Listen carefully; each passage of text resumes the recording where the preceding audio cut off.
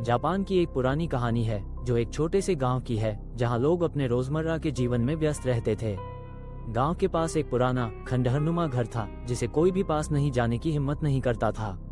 कहते हैं कि वहां एक आत्मा बसी हुई है जो रात के समय अपने भूतिया स्वरूप में प्रकट होती है।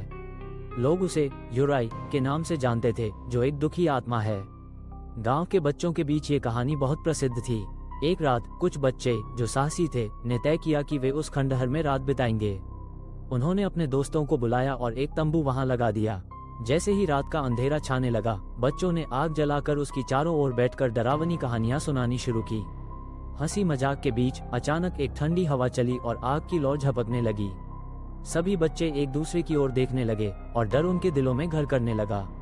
तभी एक बच्चे ने कहा, क्या तुमने कभी युराई को देखा है? बाकी बच्चे चुप हो गए। एक ने कहा, मुझे नहीं लगता कि वो सच है, लेकिन दूसरे ने कहा, मेरे दादा ने कहा था कि उन्होंने उसे देखा था। वो हमेशा सफेद कपड़े में लिपटी रहती है और उसकी आंखें काली होती हैं। ये सुनकर सभी बच्चे और भी ज्यादा डर गए। तभी अचानक एक अजीब सी आवाज आई, छोड़ो मुझे। बच्चे चौंक गए। वे सोचने लगे कि यह केवल उनकी कल्पना है, लेकिन आवाज फिर से आई, छोड़ो मुझे। बच्चे अब डर के मारे एक दूसरे के करीब आ गए। एक ने कहा, हमें यहाँ से जाना चाहिए, लेकिन दूसरे ने कहा, नहीं, हम यहाँ रुकेंगे।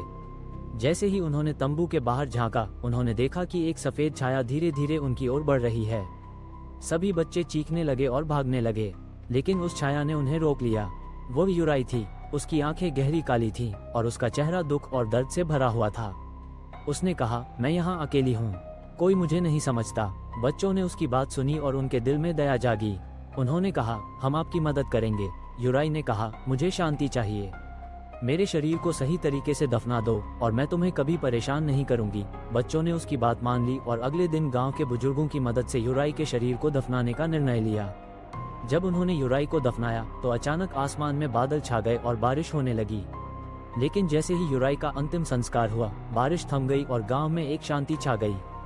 उस दिन के बाद युराई ने कभी वापस नहीं लौटने का वादा किया। बच्चे अब उस खंडहर के पास नहीं जाते थे, लेकिन वे हमेशा उस रात के अनुभव को याद रखते थे जब उन्होंने एक दुखी आत्मा को शांति दी।